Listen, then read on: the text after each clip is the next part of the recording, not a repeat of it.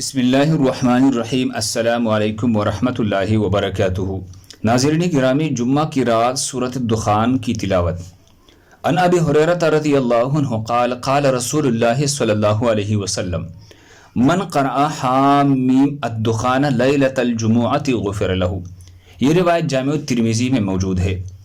حضرت ابو ہریرہ رضی اللہ عنہ سے روایت ہے کہ رسول اللہ صلی اللہ علیہ وسلم نے ارشاد فرمایا، جس شخص نے جمعہ کی رات میں سورۃ الدخان پڑھی تو اس کی مغفرت کر دی جائے گی۔ جس شخص نے جمعہ کی رات میں سورۃ الدخان پڑھی تو اس کی مغفرت کر دی جائے گی۔ اللہ ہم سب کو اس پر عمل کرنے کی توفیق عطا فرمائے۔ دوسری مسلمانوں کی فائدے کے لیے آگے ضرور شیئر کریں۔ جزاک اللہ خیر۔